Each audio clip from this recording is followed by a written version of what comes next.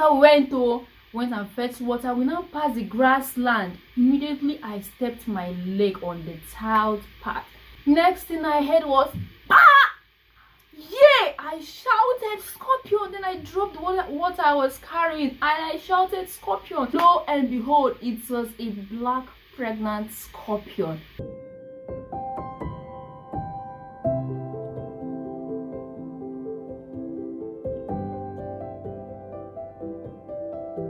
Hello guys, welcome back to my channel. It's Oma here.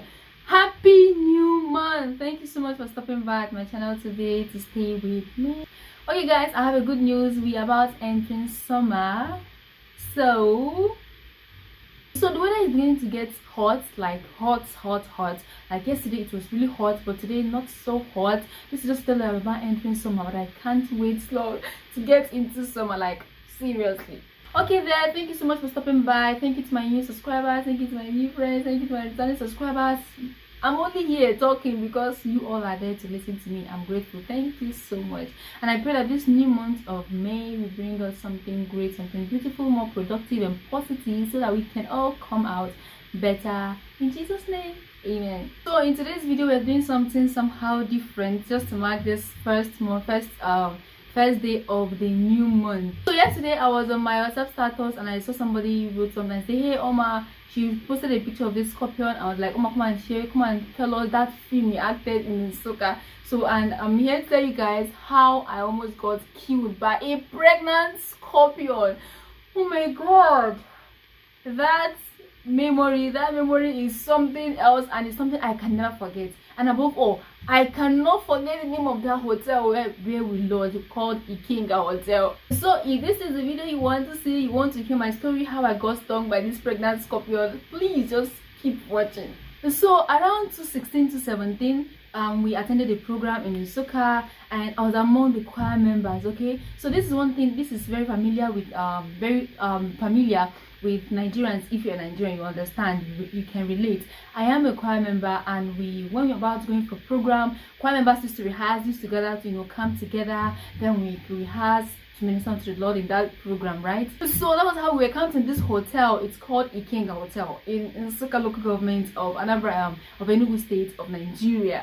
And one thing that happens is this, we the sisters, we don't like, when we go for programs, we don't like talking too much, we like respecting ourselves and praise the Lord, oh, how are you doing? We don't like talking too much. So we like immediately the day one of that program ends, we like heading back to the camp to go and take our bath, get water and take our bath and prepare for the rehearsals when our leaders will come back, and we'll start rehearsals. We'll keep rehearsing. If you can't remember, this should be very, very familiar to you. Like, we keep rehearsing until whenever we are done, then that's when we're going to eat. So if you don't end up taking your bath before that time, you might end up not getting water, and you might end up going to the program late, and you end up not even getting a seat to sit.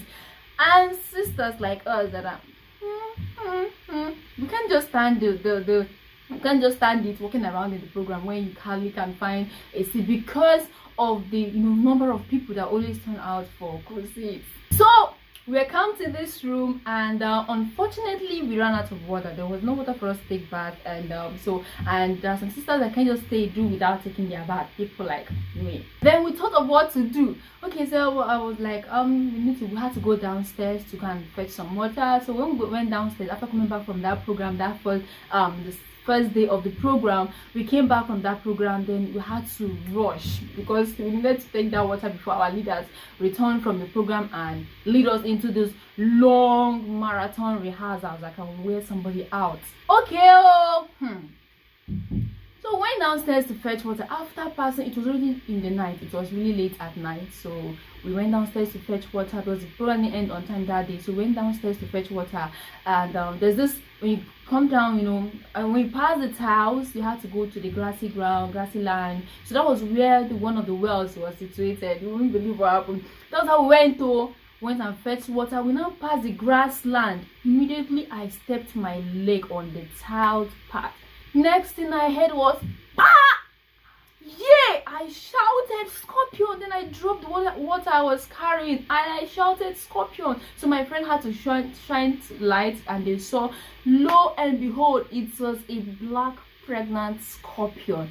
I cried like, oh my god, I forgot that I was all these two sisters, I cried, like I let loose and I yelled out because the pain was so unbearable. So immediately my friend, after the Sean thought they had to kill that pregnant, that was when he discovered it was actually a pregnant scorpion, and the pain was something else. The thing was just going up through my blood veins, and they had to remove my scarf and tie it to the place, and they had to, thank God we were so calm because I am among the campus choir members, so we come to the adult choir. So the mothers there brought onions, they gave me onions, I ate. I was crying. Then later brought razor, they got razor and they tore that part just to remove the bad blood. It was hell. Like I did not know that I had a lot of persons around me. I could not see anyone. All I could see was pain and agony. I was in deep pain. I was crying. So after they administered that first aid, they took me to our room, waiting for our leaders to come back so that they can take me to the hospital. And it was already late at night. So I was, nursing my pain. I could not hold it. I was crying. Then I never knew that some of my crush brothers were there looking at me. I could not see anyone. If it was before when they talk to you, hi sister, how you doing? Like, I'm fine, I'm okay. All the sisters that don't used to talk. But when this thing happened, I didn't even know that they were there looking at me. I had to cry. I yelled out. I cried. I cried. That was what I did. That. See, all these tush. When you get when something real happens to you, you've got to deal with the real problem and forget about whoever is looking at you at that point. So finally, I was taken to the hospital. How was I taken to the hospital? It was so painful, and there was no bus, there was no means of transportation. The buses that took us to the camp had already gone back, long time ago before that thing happened to me. And so coincidentally, one of the staff of the management of the hotel was about leaving for his home. That was around past 10 in the night. Then they had to it was coincidence, so they had to take me into his car and he drove me to the clinic. I was in pain, like I scattered my hair, my body, everything was so scattered. Mind you, I had crush brothers. I had brothers in the choir crushing on me, but I could not see any of them at this point in pain, at this point of my pain. So the car was able to convey about three of us, then one of our sister and another brother, and about 4 of us. So they took me to the clinic. So it was at the clinic that later about when I got to the clinic, the guy was almost closing, so they had to beg him, and they gave me an injection, and immediately all the pain ceased. I was like, huh? All the pain just stopped almost immediately, and that was it. They were able to use a new razor blade and tore that part and cleaned it, and do all manner of things, and then bandage it. Then that was when my eyes opened. I realized that there were other people who came, who left the camp to come and stay with me, at the clinic. I felt so loved by all those people. Some sisters, some brothers, were many. They were up to about 6-7 of them plus us. So we're quite many who came who were just around there to stay with me, and I felt so much love. But then that was when my eyes also opened, and I came to realize that 2 of my crush were there, 2 of my brother crush were there, and I was like, oh my god, in my head I was like, what the hell? I messed up, but who cares? All I wanted was to be sane, to be fine again. I wanted my sanity to return to me. Scorpion sting, snake bite is something I won't even wish my enemy, because that pain can be so unbearable, especially when you're not being stung by a pregnant one. So after the whole thing, it was time for us to go back to the hotel where we camped, but it was really late in the night. There was no means of transportation for us to go back to the hotel. The buses that brought us from the camp, from the crusade ground to the camp, had already gone back. So there was again the staff of the management that brought me to the clinic had already gone, because it was also going home at that point. So it was either I had to I needed to trek back to the hotel, or someone should back me. So a sister volunteered on her own to carry me on her back, and I said no. The more I walked, the more I feel it, though it has been treated, yes, but the more I feel, you have to have your blood keep flowing. So the more I feel that pain as I walk, and it happened to my left leg, so one of the fingers of my left leg. So the movement wasn't so easy. But I said no, nobody should back me. I don't want anybody to back me. I needed help, right? Well, yes, I don't want anybody to back me, okay? Because like I said earlier, you know, two of my crush are there, like brother crush. So I declined the help. I said no, I'm going to trek. But I was so happy that a lot of person came around that even late at that night. So we had to started trekking, but the pain was so bad. I refused this help because I don't want them to yab me. You know, after this whole thing, when I get back to normal, you know, so that one brother will say, you know, the one who was stung by a scorpion and you're crying and your hair, your body, everything was just scattered. And were you not also the person that so person back, you know, carried on her back while coming back from the clinic, so pack well, you know, that kind of thing. It's not as if they're trying to make jest of me, you know, in a negative form, like negative, but if you're black in Nigeria, you understand, you can relate to what I'm saying, right? So that was the reason why I didn't want anybody to carry me on their back. So we finally got to the hotel, our camping place. By then, others were already rehearsing, so they brought me to the room. I couldn't join the rehearsals anymore. So after everything, they gave me food, but I couldn't eat that because I was in so much pain. Then later I became hungry that I needed to eat food. That was when I looked at the food they gave me and I realized that this food was small. I was like, but you know, but they're supposed to give me plenty food now because I was sick, you know, that kind of thing. But I didn't know that. You know, it is normal in Nigeria, like in African home, when someone is sick, they don't give you so much food. But they don't understand I'm a big baby, like I'm not a small baby. What to do? So I had to eat the food like that, and I managed to. I couldn't sleep. I could not sleep. It was almost morning when sleep came to carry me, come to take me. Then I woke up and had to prepare. But that experience, oh my god,